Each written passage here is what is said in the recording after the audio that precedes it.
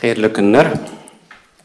КФУның журналистика һәм медиа коммуникацияләр югары мәктәбенә абитуриентлар кабул итүгә багышланган матбугат конференциясенә башлыйбыз. Безнең кунакларыбыз Гарифуллин Васил Захит улы, Казан Федераль университетының милли һәм глобаль медиа чаралары кафедрасы мөдире профессор Зайни Резида Лукман кызы, Казан Федераль университетының журналистика һәм медиа коммуникацияләр югары мәктәбе доценты. Birinci soru Asıl Zagitoviç sizge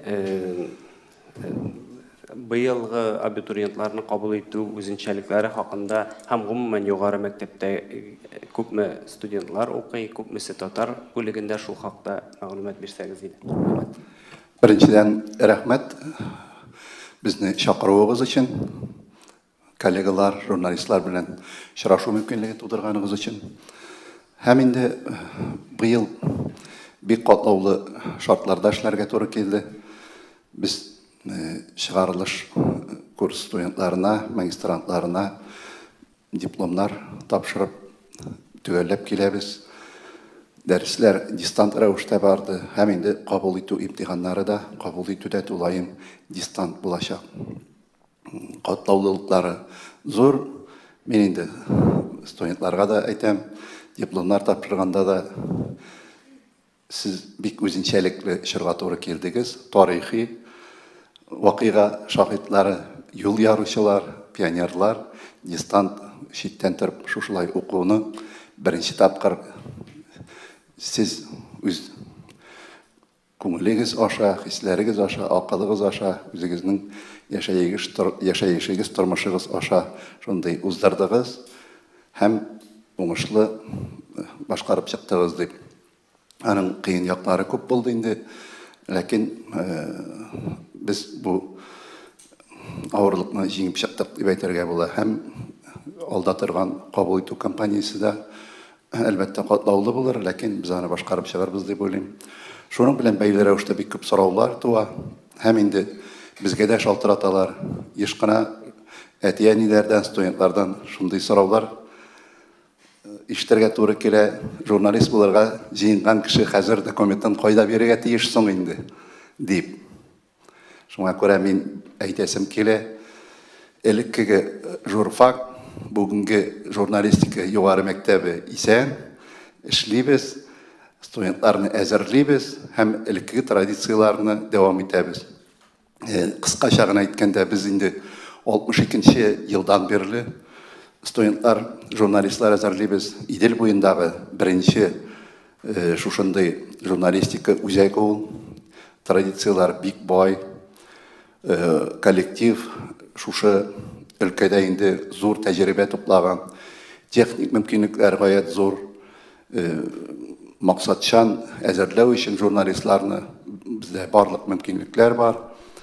Һәм менә шушы зур тарих эчендә мин әйтер идем, безнең республикабыз журналистлар отрядының һәм милли журналистикабызны әйдәп баручыларның күпчелеге безнең шушы журналистика бүлеген тамамлаган кешеләр. Менә мин залга карыйм. Залда отырышчыларында көпчелеге безнең элеккеге студентлар, коллегалар, бергә укыган әле монда коллегаларым да бар. Һәм үзебез инде соңрак укытып чыгарган яшьләр, әле практика үтүче төрле редакцияларда студентлар да бар. Шуңа күрә без бик шат бу чараны оештыручылар да, безнең модератор да, Татар-информның җитәкчелеге дә һәм республикадагы күпчелек мәгълүмат чараларының җитәкчелеге дә алар безнең шәкертләребез, без моның белән горурланабыз. Әйе, менә бу 60нчы елларга кадәр әлбәттә махсус журналистлар әзерләмәгән булсалар да, безнең татар журналистларының күпчелеге алар элеккеге менә татар теле һәм әдәбияты укыту үзәкләреннән киләләр иде. Чөнки менә мәсәлән университетта татар бүлеге ул 44нче елда ачылган, сугыш вакытында ачылган. Һәм 40нчы, 50нче елларда шактый гына журналистлар шундан әзерләнеп чыккан. Чынлап та журналист булу өчен телне, культураны, мәдәниятны, әдәбиятны яхшы белү кирәк. текст белән эшли белү кирәк беренче чиратта. Элек шулай иде, беренче чиратта иде. Шул 50-60 елларда, ләкин бәлки 70-80 елларда, ләкин бүген журналистика үзгәрде. Технологик яктан үзгәрде. Сыйфаты ягыннан да бәлки үзгәрде. Форматлары ягыннан нык үзгәрде. Һәм менә шу яңа шартларда журналистларны әзерләү инде ул хәзер телне камил белү, яисә тел байлыгы булуны гына таләп итми. Күбрәк хәтта күбрәк яңа форматларда эшли белү, технологияләрне белү, заманча фикер йөртү, җәмгыять турында күп информация, мәгълүмат белү, җәмгыятьнең үсеше турында. Һәм үзең яза торган әлбәттә өлкә турында инде. Син кайсы өлкә турында язасың, шул өлкәне белергә тиеш, махсуслашу дигән әйбер. Шуңа күрә бездә төрле юнәлешләр бар бүгенге көндә. Традицион журналистика юнәлеше. Ул инде шул 60-нчы еллардан бирле үсеп килә торган. Шушы журналистика юнәлеше буенча без 2 профильгә студентлар кабул итәбез. Быел да шулай булачак. Ул да булса мультимедиялы журналистика дип әйтәбез инде без аны. Мультимедийный журналистика, ягъни заманча технологияларны үзләштерә торган журналист. Һәм безнең өчен бигрәк тә мөһиме милли журналистика. Аның урысча исеме новый национальный медиа дип атала. Яңа медиа чаралар, яңа милли медиа чаралары профиле. Менә шу 2 профиль буенча без аларны, студентларны махсуслаштырабыз. Бу журналистика юнәлеше. Ләкин безнең югары мәктәптә моннан 5 ел элек ачылды тагын бер аерым юнәлеш, ул телевидение юнәлеше. Телевидение буенча да махсус студентлар аерым программа буенча biz әзерлибез белгечләрне. Аннан алдарак бездә ачылган иде җәмәгатьчелек белән элемтәләр юнәлеше, PR дип әйтәбез бит инде. Мондый белгечләрне әзерләү буенча да безнең инде 15 елдан артыграк тәҗрибәбез бар. Һәм яңа юнәлешләре безнең берсе ул медиа коммуникация юнәлеше. Ул инде күбрәк технологик мөмкинлекләрне өйрәнүгә, үзләштерүгә корылган юнәлеш. Һәм менә шушы интернет киңлекләрендә эшли белүче белгечләр медиа коммуникация юнәлешендә әзерлибез. Күргәнегезчә, бездә шушы журналистика югары мәктәбендә шушы 4 юнәлеш буенча бүген 1000 студент укый. Читтән торып уку бүлеге бездә бар, магистратурабыз бар. Мәсәлән, журналистика буенча безнең эшләнгән 10 программа бар, магистратура. Алар төрле профильле. Мәсәлән, иң беренче безнең татарлар өчен актив эшли торган программа ул татар иҗтимагый сәяси журналистикасы дип атала. Магистратура программасы. Шулай ук инде аерым юнәлешләрне алсак, тагын спорт журналистикасы да бар, халыкара журналистика дигән программабыз бар, эшләп килә. Новые медиа, яңа медиа чаралары дигән программабыз бар. Storytelling буенча менә 10 программа, аларны без унысына да бер юлы кабул итмибез, төрле елны төрлечә. Ләкин татар иҗтимагый сәяси журналистикасына без ел сайын кабул итәбез. Бакалаврларны инде бакалавриат тәмамлаган кешеләрне. Һәм бюджет урыннарын безгә шушы татар бүлегенә бирәләр. Калган бүлекләрдә безнең калган программаларда уку магистратурада түләүле. Татар балалары исә бюджет хисабына укыйлар. Күпме урын? Урын күп түгел, бюджет урыннары ел сайын 4-5 кенә урын бирелә. Чөнки магистратура инде ул шундый индивидуаль шәхси әзерли торган белгечләрне программа. Чөнки программалар күп бит. Татар бүлегенә без менә быел безнең 5 магистрант тәмамлап чыкты. 2 ел укып, уларына магистр дипломнары алдылар. Бакалавриат күпме? Бакалаврлар күпме? Бакалаврлар без ел сайын беренче курска 60'tan алып 70'e kadar, 75 kişiye kadar topluyuz gruplar. Bir üzünçəligi var, bizning tövləvli oku jurnalistika bölümünde. Bu yıl bizning büdjet orunları bütünlüğü yok. Soңғы yıllarda o kimede, nap kimede, uzgan yılda bizning 4 kene orunumuz var idi, büdjet orunu bakalavriyatta. Bu yıl bütünlüğü yok, ansı kızganış elbette. Lakin әле bizning bir kichkinagina ümit kisagimiz var. Bizning Rossiya hukumati betinde bu yıl vuzlarda büdjet orunları, üsteme büdjet orunları bölüp beru torunda karar kabul etti. Bu zayavkaga bizde kirdik, jurnalistika bilgiçligi de yani Moskovga bizning arizabız berilgan büdjet orunları sorab. Әле аның kvotası келмәде, biz әле bilmeybiz, belki kabul ettiği kampaniyasını nıqlaptırıp üst kişine kirgen vakitte ilan ettiler. Hem biz әле büdjet orunları belki alırız. Büdjet orunları bizning var şitten taraf oku bölümünde. Jurnalistika bilgiçligin şitten taraf yaxşı özleştirici kişiler köp. Ne için degende ol indi praktik görünmelerini yaxşı etip özleştirige alırga mümkünlük bere. Hem şitten taraf oku bölümünde bizning bu yıl 13 büdjet orunu var. Hem indi bugün günde şuşu orunlarga garizalar kabul etü başlandı 20 iyundan başlap. Hem magistraturaga da indi şit il studentları için student dep aytam men bakalavr indi o magistraturaga indi bizning imtihanlar başlandı da birinci partiya imtihanlar buldu.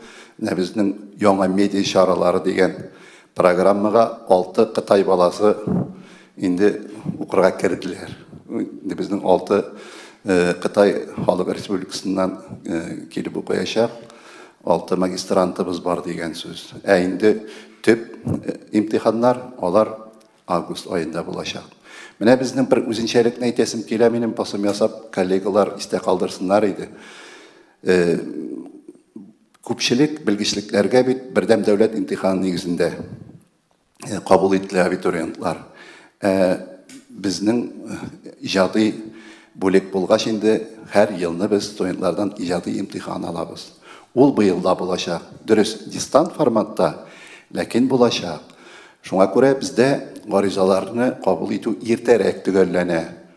Aytik başka böleklerde ol 18 avgust'a kadar kabul eteler.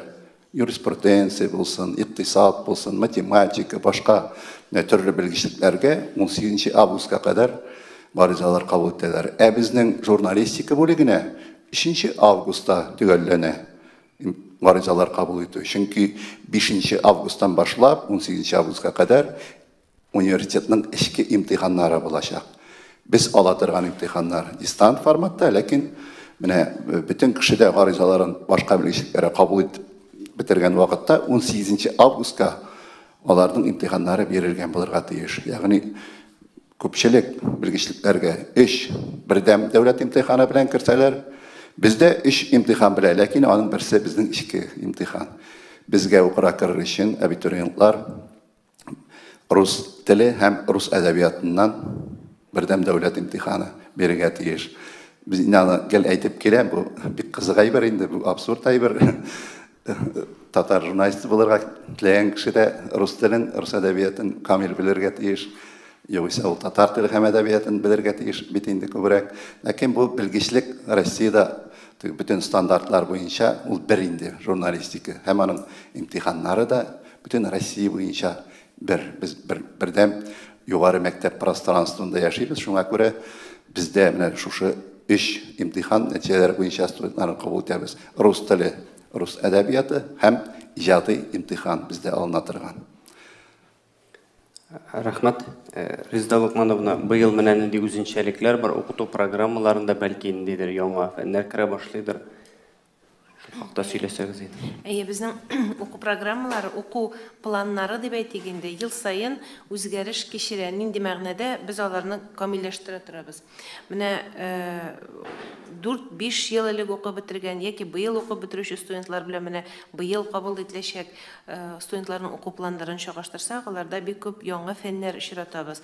Бу фәннәр нәрсәгә бәйле? Журналистика, медиа үзгәреп тора. Медиа дөньясы, медиа киңлек үзгәреп тора.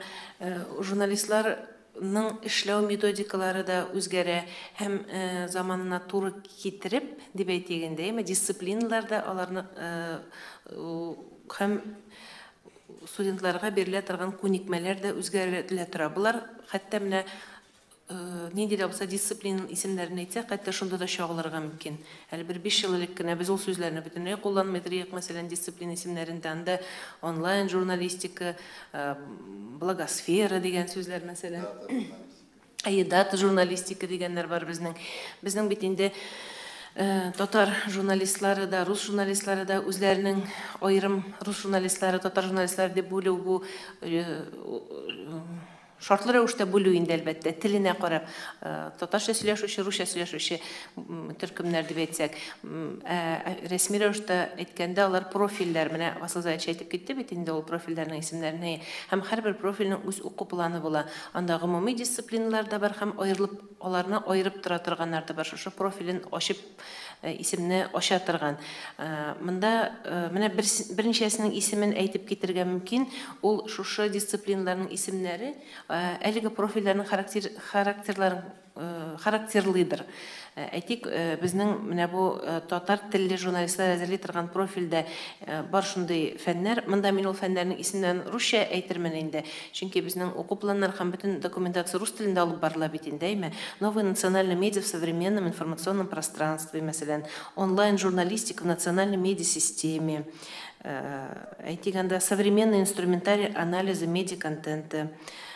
Шулай ук менә Васыл Загитович алдан әйтте, татар телен һәм әдәбиятын да белергә тиешләр дип. Ул беренче чиратта түгел, әмма барыбер аны камил белү таләп ителә. Шуңа күрә татар телен һөнәри киңлектә куллануга бәйле, татар әдәбияты һәм татар публицистикасының тарихына һәм бүгенгесенә бәйле дисциплиналар да бар. Һәм аннан соң менә быелдан тагын бер кызык кына һәм кирәкле тәҗрибәгә тотынырга торабыз. Ул да булса безнең уку планнарында прикладное медиа проектирование дигән дисциплина бар. Бу гамәли медиа проектлау дип тәрҗемә итикме? Әлеге курс кысаларында студентлар беренче курстан аерым бер остаханәдә шөгыльләнәчәк. Монда безнең җирле журналистларыбыз, укытучыларыбыз гына түгел, Мәскәү белгечләре дә безгә ярдәмгә килергә тора. Аларның остаханәләре кысасында студентлар, ягъни менә үз Казанында кайнау гына түгел, читтән Мәскәүдән килгән журналистлар белән дә шөгыльләнеп, гамәли яктан үзләренең осталыкларын үстерә алачаклар. Бу әле башланып кына китергә тора торган гамәл һәм аның нәтиҗәсен соңрак фикерләп булырдыр. Әле дөресен әйткәндә бу турыда студентлар үзләре дә белмиләр, кемнәр ничек барачак. Бу 2-нче, 3-нче, 4-нче курсларны истә тотып әйтүем инде. Шунсын төгәл әйтергә була, 1 сентябрьдән бездә инде шушы Мәскәү журналистларыннан Павел Гусев, ул Мәскәү журналистлар берлеге рәисе, Московский комсомольский газетаның баш мөхәррире, аның иҗат остаханәсе эшли башлаячак. Аның төп дәресләрен мондагы белгечләр алып бара, ләкин ул студентлар белән килеп очрашачак һәм шушы медиа проектлаштыру эше белән беренче курстан башлап шөгыльләнеп, азагында инде диплом эше ул проект характерында булачак. Ул нинди булса мәгълүмат чарасы булырга мөмкин. Әйтик, яңа форматтагы кызыклы лангрид булырга мөмкин әйме. Эшләнгән яңа подкаст булырга мөмкин. Мин шунда әйтим, менә бу яңа форматларда безнең студентлар шактый актив эшли. Безнең подкаст дигән шундай подкастыбыз бар, яңа форматтагы инде. Һәм студентлар бик матур шөгыльләнделәр. Бу эш белән бик яратып башкардылар һәм шактый гына популярлык казанды ул подкаст. Аерым тапшырулар эшләү тәҗрибәсе дә бар. Шушы яңа форматларда, мультимедиялы форматларда инде төрле мәйданчыкларда урнаштырып, мәсәлән, YouTube'та урнаштырып, һәм шактый гына тамашачылар аудитория җыеп. Бу инде уку барышында проектлаштыру. Чөнки бездә үзегез беләсез, университетның үзенең телевизион каналы бар. Алар безгә шулай ук мөмкинлек бирә, операторлар бирә, монтаж мөмкинлекләре бирәләр. Татарча безнең яшьләр онлайн дип аталдым әле. Шулай атала торган безнең тапшыру шушы университет телевизион каналы белән берлектә эшләнә торган. Шундый йөрәнчек тапшыру дип әйтик инде. Аннары бездә newsroom, кебек showroom инде ул төрле теге шоу характерындагы тапшырулар эшләү өчен аерым шундый студия бүтән яктан бик нык заманча җиһазланган. Алар турында бәлки мин соңрак әйтермен әле. Сораулар бәлки булыр. Рәхмәт. Без онлайнда безгә WhatsApp-тан да язарга була. 8927-037-91-10 сайтта күрсәтелгән. Хәзер сезнең сорауларыгызга күчик. Василий Захитович, сездә Кытай студентлары уку, конечно, бик сөендерә безне. Ләкин шулай да безнең татар егетләрен, кызлары бушка бюджетта укый алмауы әлбәттә бик начар икән. Ә менә шушы балалар акча түләп укыган булса да, сез аларга менә кулыгызны күкрәгезгә куеп, без аларга төпле белем биреп чыгарабыз һәм алар шушы белемнәре белән шушы җәмгыятьтә акча эшли алачак һәм алар яхшы журналист булачак дип әйтә аласызмы? Аларны кемнәр укыта һәм алар практиканы кая үтәләр? Кемнәр булып чыгалар алар? Менә ансын беренче чиратта сез үзегез дә әйтә аласыздыр инде, үзегез шушы бүлекне укып чыккан кеше буларак, ниндирәк белем алганлыгыз турында теге безгә әйтү кыенрак. Һәр хәлдә без күреп шатланабыз сезнең уңышларында, башка журналистларның уңышларында. Мин әйткәнемчә, менә бу түләп укыту мәсьәләсенә килгәндә, безнең татар бүлегендә барыбер дә күпчелек үзләре әтиәниләре түгел, мәсәлән, ТНВ каналы түли торган студентлар бар, аларның укыганнары өчен. Сез хәтерлисез инде, алдагы елларда әйдә ТНВ-га дигән шундый алар конкурслар оештырдылар һәм үзләре түләп безгә максатчан уку өчен студентлар җибәрделәр. Бу мөмкинлектән файдаланырга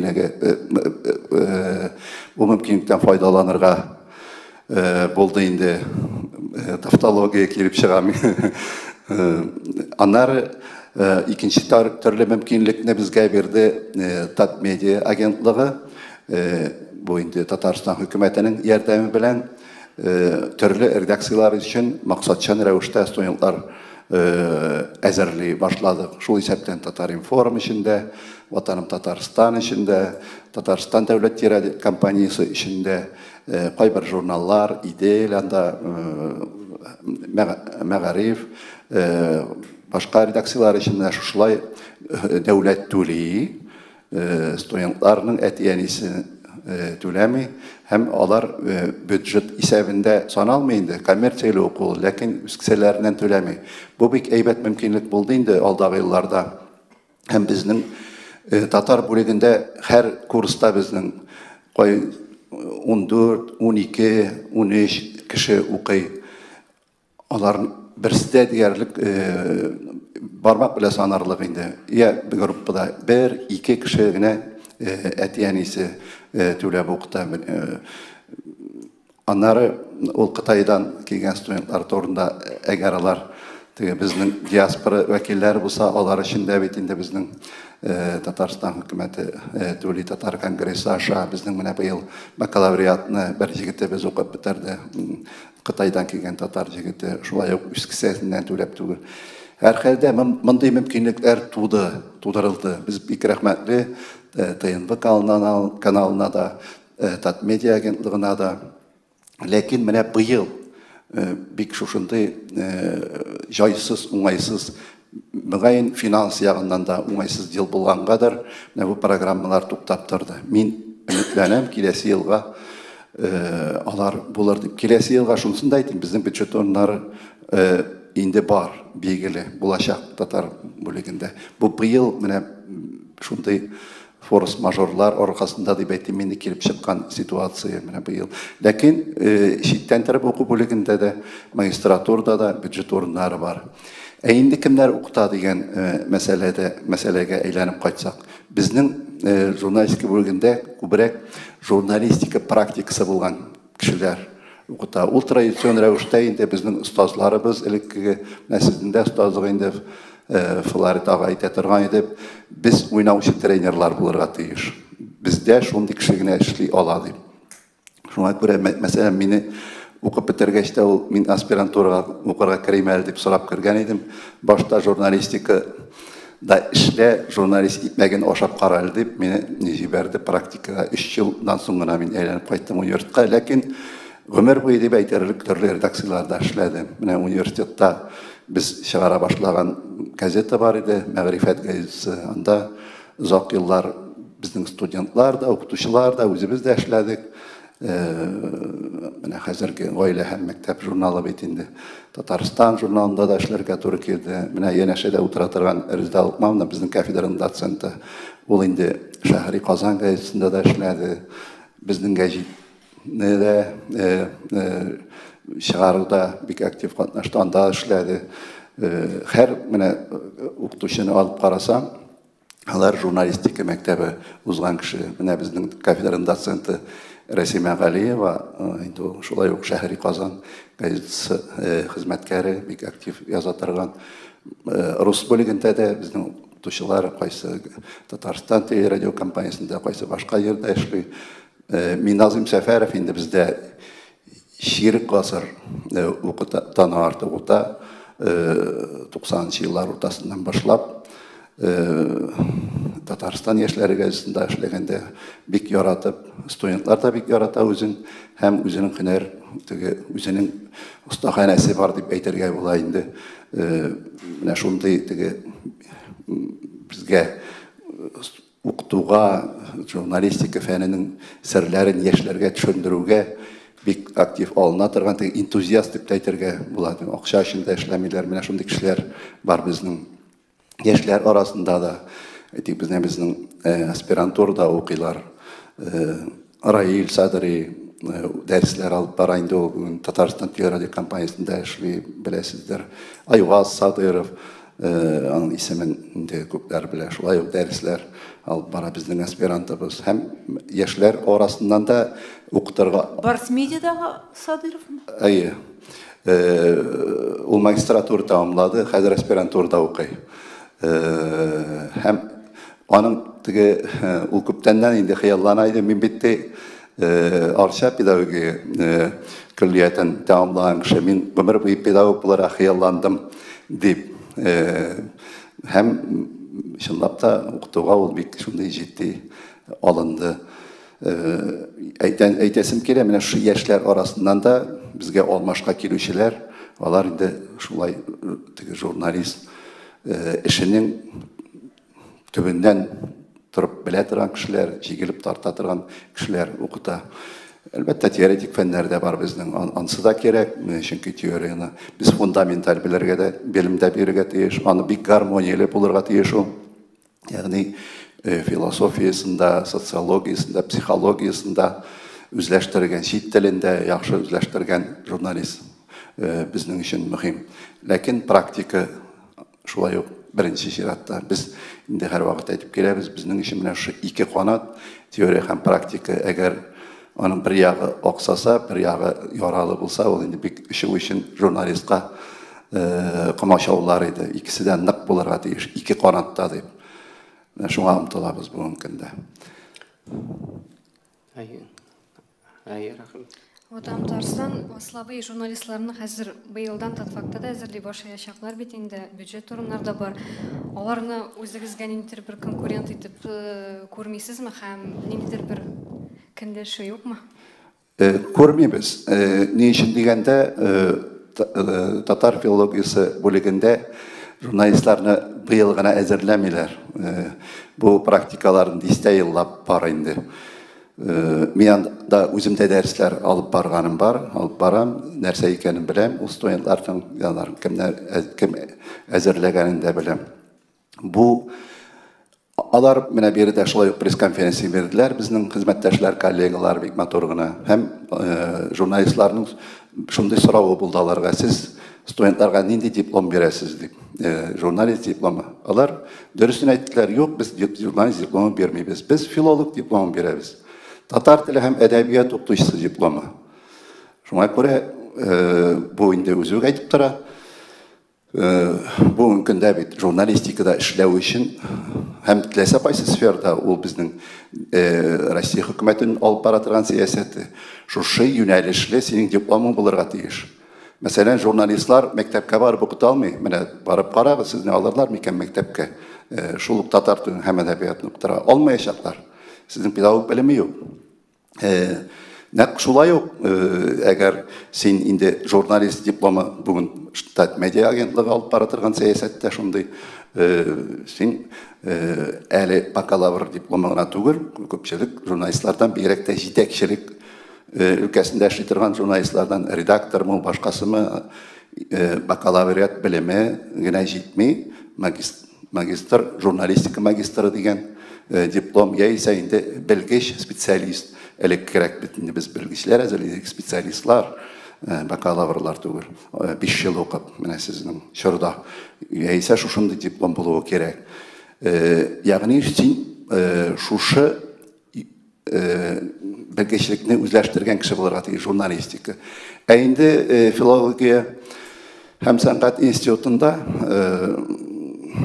анда шушы татар теле һәм әдәбияты әзерли торган бүлектә татар теле һәм әдәбияты журналистика дигән профиль ачтылар алар. Бу нәрсә дигән сүз? Ул берничә өстәмә фән керә татар теле һәм әдәбият укытучыларына. Гадәти филология белән беррәттән берничә фән укыталар. Ләкин ул берничә фәнне үзләштереп кенә минем уйлавымча журналист булып булмый анда. Әлбәттә, журналист өчен сәләт булу да кирәк, сүз белән эш итә белү дә кирәк. Ләкин әйткәнемчә, бүгенге көндә технологияләр, яңа мәйданчыкларда эшли белү, социаль селтәрләрдә эшли белү, яңа форматларда эшли белү бик мөһим. Без бит менә шуларга өйрәтәбез. Безнең базабыз моның өчен көчле. Әйткәнемчә, бездә менә шушы үзебезнең телевизион каналыбыз да бар, үзебезнең газетабыз да бар, электрон. Үзебезнең яңалыклар җитештерә торган Newsroom дигән аерым бер бар бүлегебез, шоурум әйткәнемчә, башка технологик мөмкинлекләр. Ул безнең университет телестудиясы иң заманча җиһазлар белән коралланган. Чөнки шушы кораллар белән эшләгәннән соң, шушы камералар, монтаж өстәлләре белән эшләгәннән соң, белгеч теләсә кайсы студияда, заманча студияда эшли ала торган булып чыгарга тиеш. Инде яңадан әйләнеп кайтсак, менә бу татар теле әдәбияты журналистика дигән профильгә, бәлки инде ул бераз теге нишарадан бишара дигән әйбердер. Чөнки кызганычка каршы бүген татар теле һәм әдәбият укытучыларының ихтияҗ кимеде. Аларның саны кыскартылды дип әйтәм инде. Чөнки сәнәтләр бик нык кимеде мәктәпләрдә. Ихтияҗ булмагач, абитуриентлар арасында да кызыксыну бик юк. Аларны нәрсә беләндер тартырга кирәк. Алар филология институтында анда бит электән үк шундый ук тәҗрибә бар иде. Мәсәлән, татар теле әдәбияты дизайн профиле. Татар теле әдәбияты хореография профиле. Ләкин бу әле биючеләр әзерләп чыгаралар дигән дип әйтмәс идем мин. Чөнки аның барыбер нигезен татар теле һәм әдәбияты, алар практикалары да мәктәпләрдә мәктәпләрдә узатырган практика. Безнең бит үзегез беләсез, ел сайын студентларыбыз практикага, редакцияларга китә. Һәм ныклап торып җиңсезләнеп эшлиләр. Менә бүгенге көндә дә, менә бу залда да безнең практикантлар күп утыра. Бүгенге көндә аларның практикалары бара. Һәм мәктәп практикасы белән инде алга таба журналист булып китү минемчә бик мөмкин түгелдер. Әле алай гына түгел, безнең аерым иҗат көннәребез бар. Ул әле безнең заманда да бар иде. Уку чорында, семестр ичендә журналист буларга теләгән студентыбыз инде, журналистика бүлегендә укучы студент, ул редакциядә практика узарга тиеш. Уку барышында бу, укулар белән рәттән. Алар ел сайын аттестация, ел сайын гына семестр сайын аттестация узалар.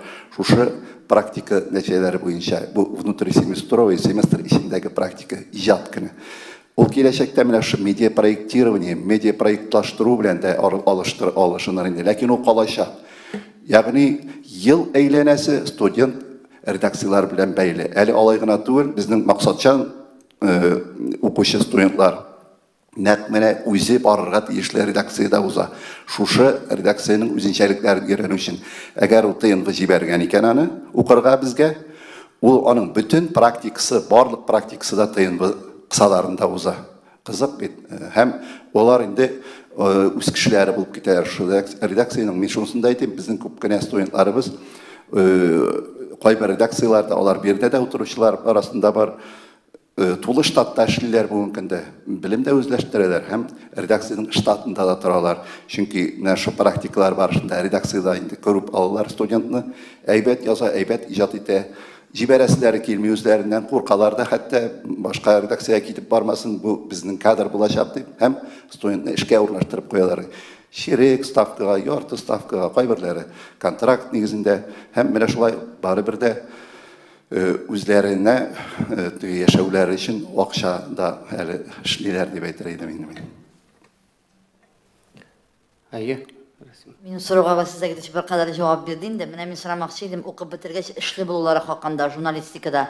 Һәм минем сорыйсым килә, менә бу максатчан төркемнәр редакцияларда ничә ел эшләргә тиеш булып чыга инде. Һәм киләчәктә аларның анда теркәлеп калу, эшләп калу мөмкинлеге каралганмы? Әйе, беренчедән эшкә урнашу мәсьәләсе. Әгәр әле үзеңнең кулыңда журналист дипломы тотып тору сине автомат рәвештә эшкә урнаштыралар дигән сүз түгел. Менә бу практикалар шуңа юнәлдерелгән дә инде. Әгәр син үзеңне күрсәтәсең икән, син инде студент чактан ук эшле буласың. Һәрхәлдә безнең журналистика өлкәсендә хәзергә вакансиялар бар. Алай гына түгел, журналистика түгел, менә безнең бар җәмәгатьчелек белән элемтәләр, хезмәтләре, пресс-службалар дип әйтик инде, әйме. Бик шалтыраталар вакансиялар була, буш, һәм әйтәләр, безгә ике телле журналист кирәк, татарча белә торган журналист кирәк. Мин әйтәм кайвакыт, бездә бит җәмәгатьчелек белән элемтәләр бүлеге дә бар. Мөрәҗәгать итегез, пиар. Юк, диләр, безгә журналист кирәк, диләр. Яза белә тора торган, фикерли белә торган, текст белә эшли белүче кеше кирәк дип. Һәм ике телле. Менә шунысын әйтер идем, безнең инде менә бу новый национальный медиа, яңа милли медиа чаралары бүлегендә без ике телле студентлар әзерлибез. Русчасында яхшы үзләштерәләр. Кайбер балалар бар, менә рус телле булып килеп керәләр. Һәм инде азактан диплом алганда ике телендә яхшы камил беләләр, һәм андыйларга ихтыяҗ бик зур. Әлбәттә, өч тел белсә дә бик әйбәт, һәр андый студентлар да күп, чит телне укуга игътибар бирә торган. Сорауның икенче өлеше максатчан укый торган студентлар шушы редакцияларда ничә ел эшләргә тиеш. Булай аларның килешүләре нигезендә 3 ел эшләргә тиеш. Ул теге распределение дигән әйбер бар иде әле без укыган заманнарда. Безне юллама белән җибәрәләр редакциягә. Син анда 3 ел эшләргә тиеш буласың, чөнки дәүләт укыткан сине, һәм шушы 3 елны эшләгәннән соң гына син инде башка урынга күчә аласың. Нәкъ шундый ук практика максатчан укучылар өчен дә бүген, мәсәлән, Татар-Информ агентлыгы өчен дип әзерләнә икән, ул инде шушында укып бетергәч, тәмамлагач, шушында килеп 3 елын мәҗбүри рәвештә эшләргә тиеш. Onlar indi əgər redaksiya белән уртак тел тапса, үзен яхшы итеп күрсәтсә, ул бу yerdə эшкә кала. Үсү мөмкинлекләре дә бардыр дип уйлыйм. Бу әле беренче әле андый максатчан бүлекне безне тәмамлаган кешеләр юк. Мин уйлыйм, алар уңышлы эшләрләр. Ни өчен дигәндә, алар бит сойлап алынган. Безнең имтиханнар белән генә түгел. Шул ук менә ТНВ сойлаган конкурста мин анда жюри әгъзасы буларак үзем дә катнаштым 2 ел дәвамында. Анда беренчедән шушы бердәм дәүләт имтиханнарын биргән кешеләр генә катнаша ала бит әле теге рус әдәбиятын, рус телен. Теге теләсә кайсы абитуриент татуы, икенчедән 11-нче сыйныфта укуын кирәк. Üçüncüdən indi onlar bergen zadaniyalarını, icadi birimlərini pik itib uğuşlu başqarırğa gerek. Birinci turda onlar yazma rəvişdə, şulay üzləri video rədd düşürüb cibərliklər. Onlar indi ikinci turda mında studiyada soylab alındı. Nəq şunda yox praktika deyip aytar edim men Tat Media agentlığı oqıytırğan türlü redaksiyalar için əzərləyətirğan studentlar bilən də konkurs rəvişində uzdu, ənkəmələr uzdu, şıraşular uzdu agentlikdə. Barıdik şundan sonra onlar bizning imtihanlarda qatnaşdılar. Onlar bik nıq soylab alınğan studentlar, maqsadçan oquşular. Onların oqуында da görünə, onlar gəlbişli bilgilərinə gənə oquyurlar, həm praktikalarında da onların biz sizəbiz, onlar bik sıfatlı jurnalistler bulurğa teyş geləcəkdə. Çünki bazılarını qalarmı. Rahmat. Әйе. Сағитович, сіз бүгінгі медиа вазғиятны күзетіп барасмы? Әйтик, менә бүгін телеграм каналлар, олар ниндидер біздің бәйсіздік символымы, оларға мөнәсәбәтегез. Һәм менә сіз біз оқыған вақыттан хәзерге вақытқа журналистика этикасы принциплары ниндидер үзгәрешләр кичердеме? Birinci sorudan başlayayım indi. Менә bu sosyal şilterler, internet kenglikleri jurnalistler tarafından pek faydalanırlar. Hazır hem köpçülük uğuşlu faydalanan deyip aytar edim men. Lakin şunda ikinci şey bir var, şuşu internet prostranство ул bugün özüne göre bir nişik deyip aytayım indi, şüplük pazarına aylandı. Pek zor tau. Bizning ko'rganimiz bor, mana ömür bo'yi yonib o'tirgan keyin tov iyile bara. Shunda borib, onda oltinda tabirga bo'ladi, yaxshilab izlasang. Bik kerakli ayberlarni topuvchilar bor, maxsus shu bilan shug'ullanuvchilar bor. Naq shu shekilli. Onun bik ozgina protsenti bugun internet prostranstvosida kontentning ul jurnalistika qori. Kishi g'adatiy auditoriya bit ani ayırmay. Ul diye bulsa bir sosyal şilterde oturayken jurnalist yazganmı, başkası yazganmı, Instagram'da oturayken birer kişi özünün ertə bilen turgaç keyfin aşar bulun turunda, neyse oşağanlı turunda yazganmı. Bu jurnalistika tugul betinde. Var şu şilterde şın sıfatlı jurnalistika eserleri bir oturuşular. Bunun için auditoriyanın da elbette tiyişli terbiyelengen bulur gerek. Benim gene fikir tuguldur indi o. Men köptenden aytып kelem. Mene mektepte şuşunday media fani bularga tegiş bugün künde. Media vedение deyip aytabız mı? Media'ны öğrenə turgan fan bularga tegiş. Ul jurnalistika gana tugul. Әйе, basma, gazete jurnallarını nişik etip oqırga öğretə turgan balalar bakçasından başlap. Maxsus üretilirge tegiş bağlar. Nindi saytlarda anlam kerakli informasiya var. Nindi gazete jurnallarını oqırga kerek, faydalı bola. Biz bit üretəbiz, bağların tatar tiline, tatar edebiyatına üretəbiz. Əli üyüp mənə jeyge birimler verəbiz. Şunday eserler oqırga tegiş jeykini. Anda şunday isimlikini verəbiz. Edebiyatını öğrenəbiz, başqasını öğrenəbiz. Edebiyatqa qaraganda bugün gündə media ülkəsi kübürək yığıntıyası. Siz kilişəsidir kişiyə, oquşuğa şulu tipdən tərbiyələnib keletirgan, formalaşıb keletirgan balağa məsələn şuşu indir ədəbi əsərgə qaraganda bugün internet, belki televizorda da rəymi, əgər oqısayın gazete jurnalda onlar nığaraq təsiri də həm nığaraq ya isə tiskəri tərbiyəli, ya isə onay örnəklər biri. Biz şunu oqutmayız. Edebiyatın nişik okura kerek 10 yıl boyu tukuyuz balanı, 11 yıl boyu başına tukuyuz.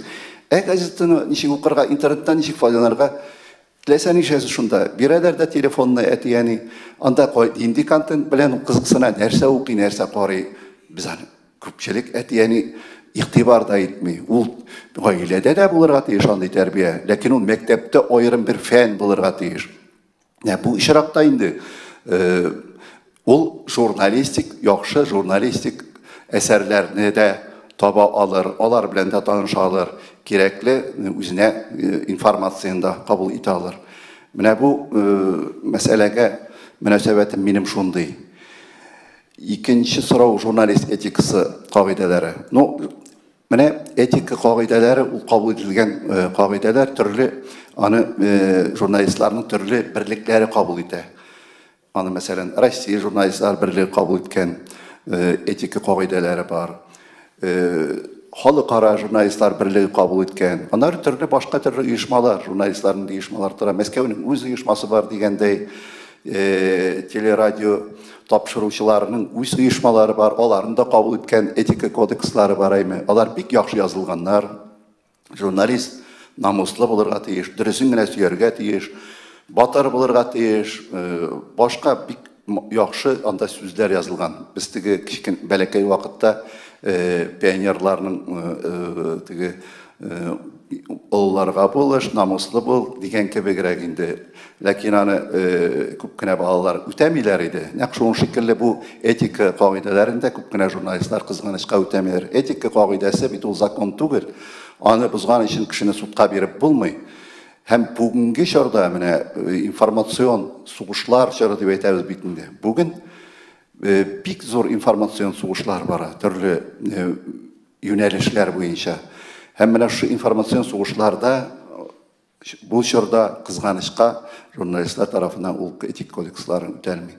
Men bana Tatar jurnalistikasına qarata bik aytmasaydım, bizim bari bir ol indi bizning xalqning mentaliteti bilen de beyli, bizning umuman özümüzning yaşayışımız bilen de beyli.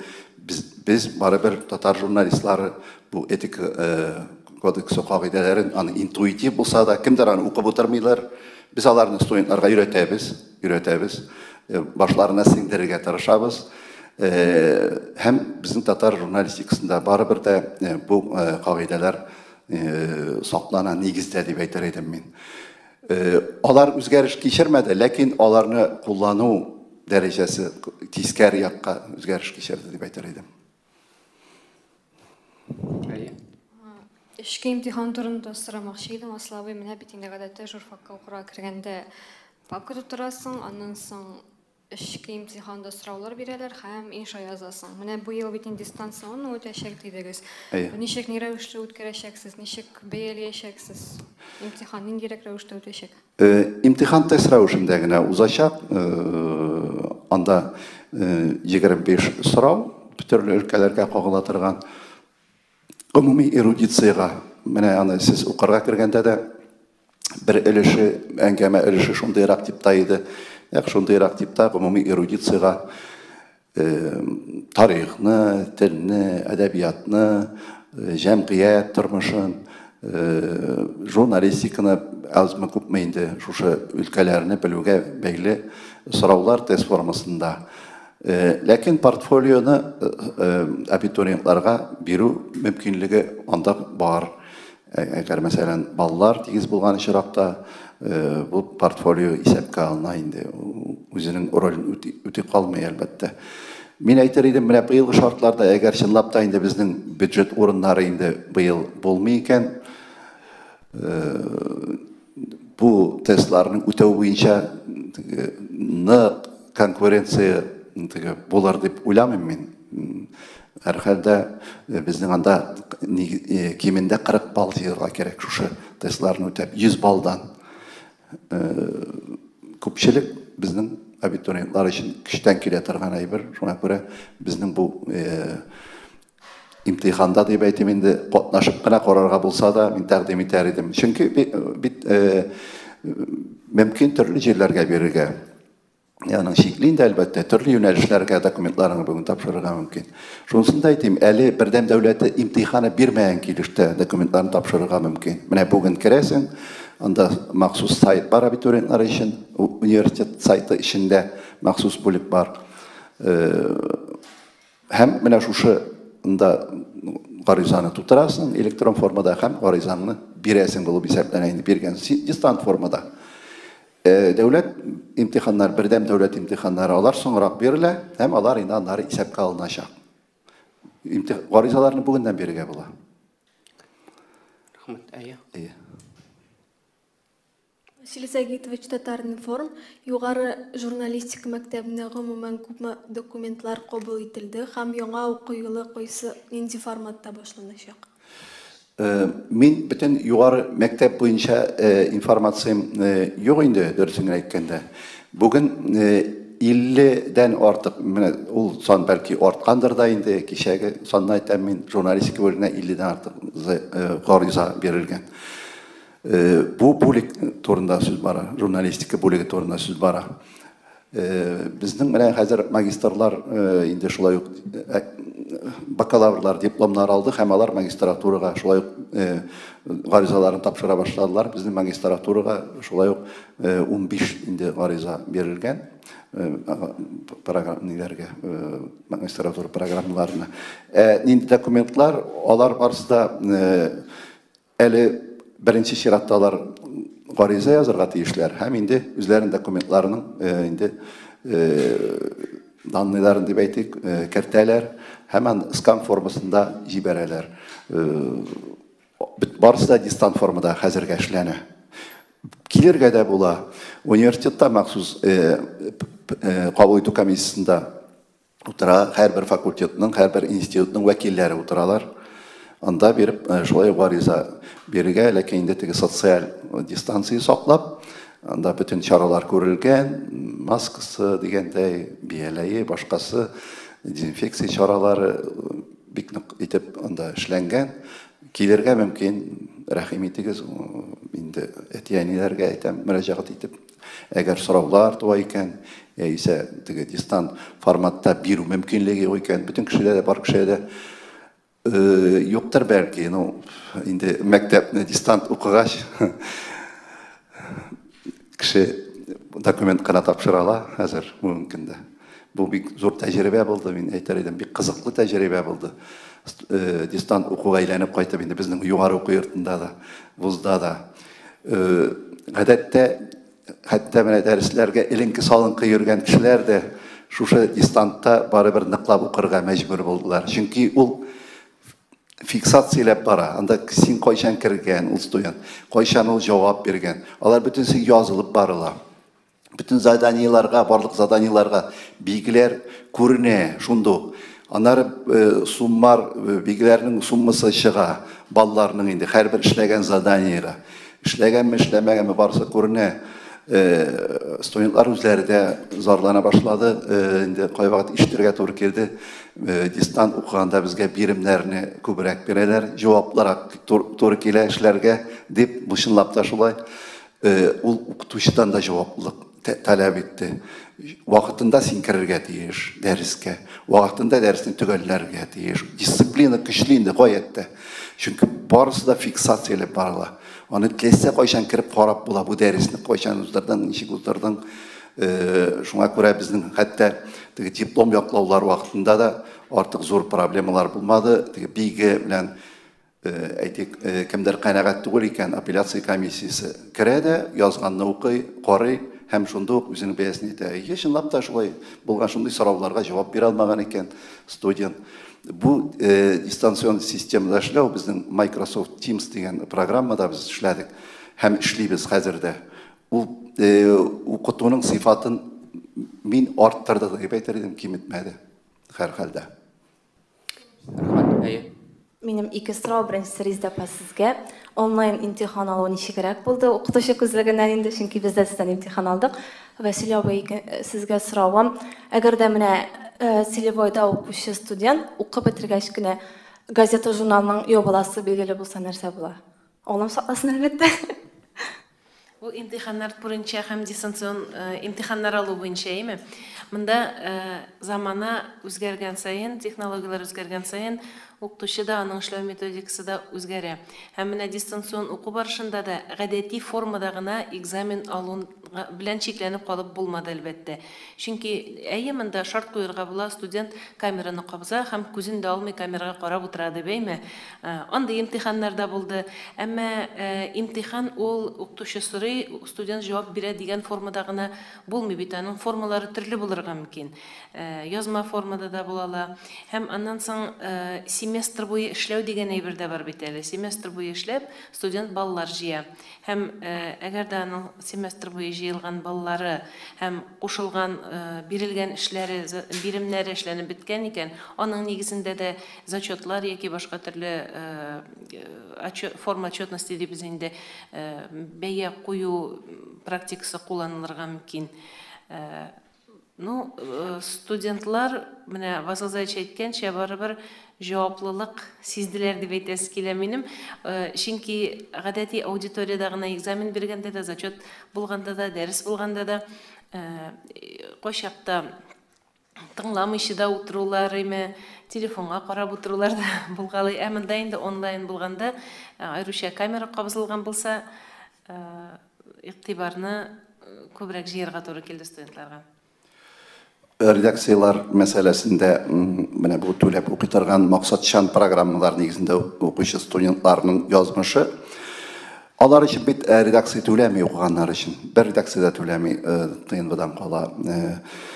Татарстан хөкүмәте түли. Татарстан бюджеты исәбеннән. Шуңа күрә аларның инде киләчәк язмышлары да, әгәр редакцияларда инде булса үзгәрешләр була икән, берләшүләр, башка реформалар, алар шушы Татарстан хөкүмәте хәл итә аларның язмышын. Татмедиа агентлыгы белән бергә әлбәттә. Татмедиа агентлыгы аларны, Татмедиа агентлыгында моның өчен җаваплы кеше бар. Ул алар белән, ул агентлыкның җитәкче урынбасары, ул бу студентлар белән даими очрашып тора, аларның укулары белән кызыксына, аларның проблемалары белән кызыксына. Һәм әлбәттә тәмамлап укуны тәмамлаганда да аларның эшкә урнашу мәсьәләсен агентлык инде хәл итәчәк. Сораулар бармы? Безнең гәҗиттән сорау язып җибәргәннәр иде, миңа Гөлзакирова язган. Татар журналистикасы студентларына практик өлешен башка төрлерәк итеп бирү планлаштырылмыймы? Аларны билгеле бер редакцияләргә билгелисез, әмма күбесе анда 2-3 язма яза да портфолиога дип һәм юкка чыга. Мин әйтимме? Мин башлыйм, Эрдәтман дәвам итер. Андый студентлар да бардыр, бар. Без беләбез. Чөнки еш кына шулай була. Минем үземнең студент чорында да андый әйбер белән очрашырга туры килде. Ул редакциядагы мөнәсәбәт студентка карата. Әгәр студентны инде файдаланалар икән, нидер бер йомышчы малай, йомышчы кыз сыйфатында редакциyadan задание биремнәр бирмичә, менә тегендә барып, тегене алып кайт. Мин дә шулай булды, менә практикамда шундый әйбер булды. Мин ул редакцияга башка борылып та карамадым. Мине кибеткә продукт алырга җибәрделәр. Бер ничә тапкыр задание бирмәләр, кибеткә җибәрәләр. Практиканы җитәкли торган абзыйлар редакциядагы. Бу нинди практика инде? Мин анда бармадым башка. Шуңа күрә, әгәр редакциядә студентка карата әйбәт мөнәсәбәт күрсәтелә икән, аның иҗаты үстерелә, куәтләндерелә, дигәр стимул булдырыла икән, ул студент анда практикасын дәвам итәчәк, киләчәктә дә һәм редакция киресенчә үзенең хезмәткәре итәчәк, андый тәҗрибә күп инде бездә. Инде киресенчә икән, дөрес итеп студентның хезмәтен файдаланмыйлар икән. Бездә бигрәк тә менә рус редакцияларында 90-нчы елларда ук әле шундый хәлләр булды, 2000-нчы елларда. Кайбер редакциялар, исемен әйтәсем килмим инде, студентны хезмәтен файдаланалар да, аны укырга да вакытын калдырмыйлар, аны җибәрмиләр, укырга җибәрмиләр, уку үзелә башлый, дәресләргә йөрми башлый. Анда бит физкультурага гына килмәсәң дә, беренче тапкыр килмәсәң, шул физкультураны бирә алмыйчы, син университеттан ұшып та шығасың. Аннары ол не білімін ала алмай, не ол редакцияға керек түгір енді. Білімсіз журналист нәрсе қаларға. Biraz yürü de, ол işsiz de қала, білімсіз де қала.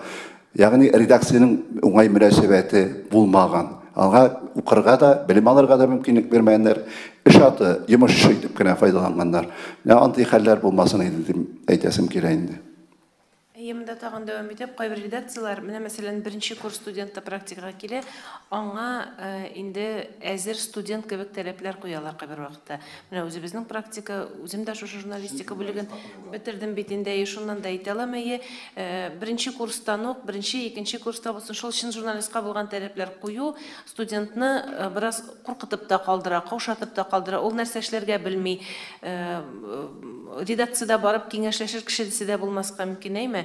Бірінші себеп ол да бола. Анан соң тағын шундай бір бар бит әле, студент өзін izli деп әйтегенде әйме. Ол мәселен газетаға келгенде, газетада барып шықмаяның, бәлкім аның екінші елін ол практикаға радиоға барашақ, хаманың практикасы гүрләп кетешек. Ондай журналист бүгінгі күнде мәселен өз өлкәсендә йолдыз болған журналистлар арасында бірінші практикалары уңышсыз болғаннар да бар. Чөнки кеше үзен эзли. Радиода барып чыкмаган кешенең телевидениедә барып чыгарга мөмкин. Монда беренче курстан ук нәниндер уңышсызлыкка очраган икән, өч язма язганда һәм башка күренмәгән икән дип бу журналистка, бу студентка кул селтәргә ярамый, ягъни. Шулай. Менә күз алдына китереп карагыз. Медицина вузында укытырган студент практикаға келді, бірінші курста. Hemen ayttılar, әйдә менә бу кешенең йөрәгенә операция ясады. Баш миен операция. Буламы андый хәл? Күз алдына китереп карагыз. Ул басып тора, һич югы, карап, бер-ике практикасын карап, бераз инструментлар биргәләп торырга мөмкин, әйме, ассистент булып. Безнең журналистларга әйтәләр, менә шушы студентларга беренче курстан килә практикага, һәм ул зур журналистлар форматында эшләргә тиеш. Ул алай була алмый. Ул бит әле өйрәнергә тиеш. Аңа алар безнең балаларыбыз әле алар өйрәнеп теге тәҗрибә туплап кына килә торган. Кайвакыт безгә әйтәләр, менә сезнең монда студент шулай хаталы итеп язган, менә шундый анда әле анализлый белмәй җитте итеп, аналитика җитми. Әлбәттә, ул бит мәктәп скамьясыннан килгән. Ул журналист түгел. Журналист ул укып бетергәннән тәмамлаганнан соң әле шактый тәҗрибә туплаганнан соң чын журналист була. Күпчелек очракта чын хирург ординатурасында уза, анда 10-15 ел практика узганнан соң рәтле җүнле операция ясый башларга мөмкин. Нәкъ шуның шикелле чын журналист ул зур тәҗрибәсе, белеме өстенә әле зур тәҗрибәсе булганда шәхес беренче чиратта. Һәм тагын бер сорау. Элек конкуренция зур иде журналистика факультетына кергәндә. Хәзер күпме? Бу конкуренция ул кимеде. Аның иң беренче сәбәбен без тойдык, нәрсә белән бәйле рәвештә, бердәм дәүләт имтиханнары белән бәйле рәвештә. Бердәм дәүләт имтиханы, татар журналисты булырга тиешле кеше, әйткәнемчә, рус теле һәм рус әдәбиятын. Рус әдәбияты ул сайлый торган предмет, ул аны сайлап алырга тиеш. Һәм шуңа инде ул бик ныклап әзерләнергә тиеш. Милли мәктәптә укый, күз алдына китерегез. Мин теге үземнең мәктәп елларымны искә төшерәм. Без рус әдәбиятын татар телендә укыйдык. Рус әдәбиятын, рус телендә без татарча укыйдык. Дип әйтәм инде теге арттырып, бераз арттырамдыр. Ситуация шулай, барып татарча сөйләшеп утыргач класста име. Рус телендәге әрсендәгенә барыбызда русчага күчмибез. Яисә рус әдәбияты дәресендә шулай укыдык без. Менә шул милли мәктәптә укытырган бала Мәскәү, Казан, мында Петербургмы, Воронежмы менің мәктәп баласы шикелле үк, шул ук биремнәрне үтәргә тиеш, шул ук әсәрләрне укырга, анализларга башкасы. Әлбәттә, бу авыр. Татар баласына рус телен шушы дәрәҗәдә белү һәм рус теленнән бердәм дәүләт имтиханы. Аннары ул бик универсаль имтиханда түгел. Рус әдәбиятын биреп син әллә кайларга документ бирә алмыйсың инде. Филология, бәлки кайбер белгечлектәр әле анында. Һәм журналистика башка җиргә. Менә җәмгыять белеме яисә анда башка универсаль имтиханна берген кеше ул бик күп җиргә гарижасында бирә, юриспруденцияга да, социологияга да, анда икътисадка да, кайсына гына биреп карап, мисың, рус теле белән, рус әдәбияты белән дип әйтәм инде, бу очракта аның мөмкинлекләре чикләнә. Шуның аркасында күп кенә балалар рус әдәбиятын сайламый башладылар, бердәм дәүләт имтиханнары бирү башлангач. Шундый булды районнар безнең Татарстанда, һәм алар хәзер дә бардыр дип уйлыйм мин. Районда бер генә балада рус әдәбиятын сайламый, бердәм дәүләт имтиханы. Бүтән районы белән. Димәк, ул районнан журналистлар чыкмаячак, килмәячәкләр. Районда бер балада бирмәгән бит. Бу безнең өчен бит бу бик мөһим. Һәм менә шулай итеп абитуриентлар саны бик нык кискен кимеде. Бик кимеде. Конкуренцияда кимеде шуның нәтиҗәсендә. Әтиәниләрдә бит моны карый, туктале, бу имтихан белән балам син кая барасың соң? Түгел, нык үзе өчен инде кичкенәдән журналист булырга хыялланган, максатчан балалар гына бу предметны сайлый башладылар. Һәм ул конкуренцияны бер кадәр киметте. Икенчедән, әлбәттә, инде бюджет урыннарының кыскара баруы. Һәм менә күргәнегезчә, кимәгәннән кими, һәм ул бөтенләй бетте. Ну, киләсе елга безгә инде вәгъдә иттеләр, безнең бюджет урыннары булачак. Шуңа күрә мин тагы бер тапкыр мөрәҗәгать итеп әйтәсем килә. Әтиәниләргә беренче чиратта 11нче сыйныфта тәмамлый торган балаларга, әгәр сез бердәм дәүләт имтиханы буларак рус әдәбиятын сайлагансыз икән, инде сез безнең булачак потенциал абитуриентлар, студентлар, булачак журналистлар, һәм бу журналист дипломын безнең Казан федераль университетында бер генә урында бирәләр. Журналист квалификациясын. Ул да булса журналистика югары мәктәбендә истә калдырсагыз иде. Һәм тагын бер сорау Фаил Гыймадовтан, Болгар радиосы. Татар темасына язылган фәнни эшләрне рус теленә тәрҗемә итеп яклаганда асыл мәгънәсе югалмыймы? Мин башлыйм. Беренчедән, без фәнни эшләрне татар бүлегендә укучылар электә шулай иде, хәзер дә шулай татарча язабыз. Татарча язабыз. Без бары тик, мәсәлән, тәмамлаган вакытта чыгарылыш квалификация эшенең авторефератын гына, берничә биттән тора торган авторефератын гына рус телендә язабыз. Бу инде шушы дәүләт комиссиясының рус телле әгъзалары эшнең нәрсә турында барганлыгын, аның нинди нәтиҗәләргә килгәнлеген, актуальлыгын, башкаларын өйрәнсен өчен ул шулай эшләнә. Бу бик нормаль әйбер дип уйлыйм мин, чөнки без үз Казаныбызды гына кайнарга тиеш түгел, безнең эшләгәнебезне башкалар да күрергә тиеш, ягъни рус теле аша гына танытып була. Фаилнең ул да безнең элеккеге студентыбыз сорауда җаваптагын итеп шуны әйтәсе килә, ул бәлки күзәттәдер диссертацияларны. Безнең бит әле магистратурадан торыш аспирантурабыз бар, һәм яклау советыбыз бар. Анда кандидатлык һәм докторлык диссертациялар якларга мөмкин, журналистика буенча. Анда эшләр, диссертациялар алар русча языла. Аның таләбе шундый, хәтта ул бөтен җирдә дә шулай. Шул татфакта да, мәсәлән, ниндидер син лык кушымчасының функцияләшү буенча диссертация язасың икән, яисә берәр диалектның үзенчәлекләре турында, татарның диалектының әйме, әйтик Казан арты диалектының кайбер үзенчәлекләре, син русча язасың барыбер. Бу бер караганда абсурд та, икенче яктан синең фәнни казанышларыңны дөнья белергә тиеш. Анысы бар бит әле аның. Тагын да шул үз казанында кайнау килеп чыгарга тиеш түгел. Һәм менә бу очракта зур фәнни эшләр русча язылуы табигый. Студентларга барлык фәнни эшләрендә татарча язу өчен мөмкинлек тудырылган. Тулайым. Хәтта магистратурада да. Менә безнең магистрантлар татар телендә үзләренең диссертацияларын яздылар һәм якладылар татар телендә.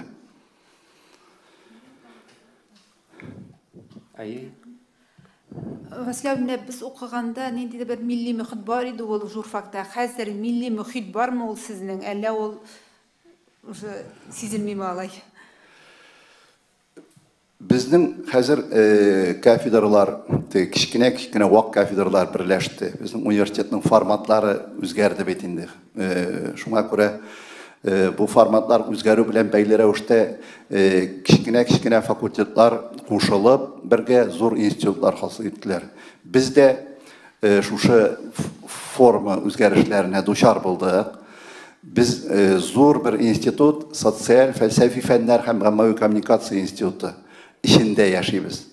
Biz başta kuşulgaç da elektrike jurfak, bu institutka kuşulgaç bir bulik kineydik, bulik olarak yaşadık şu institutun. Lakin biz tuyaydık çünkü bizim potansiyel mümkünliklerimiz müstakillik için zor.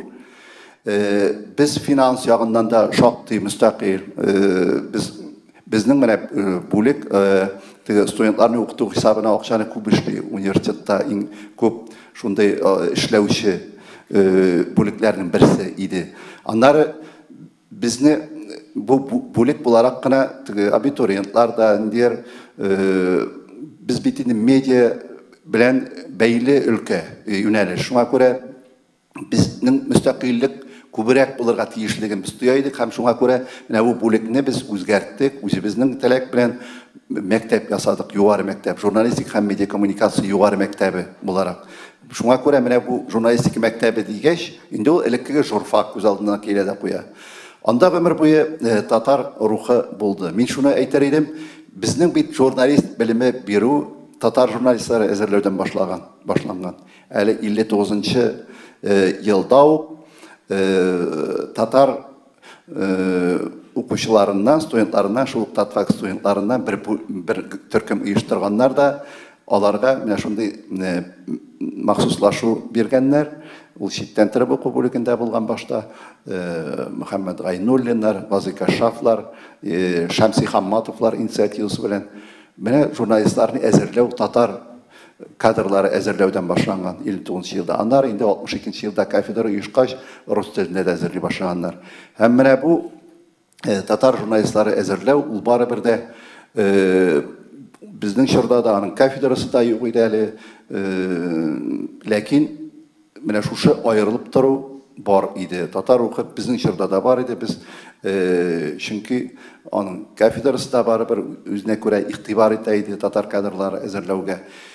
Min aytar edim, bugün de bizning mana shunday zo'r kafedra bo'lsa da, milliy ham global media isharalari. Birinchidan mana shu birlashtirgan vaqtda biz milliy degan so'zni qoldiruv uchun shoqdi kurashdik. Chunki milliylik bo'lirga tegish edi. Ham biz mana shu profilni saqlab qoldik.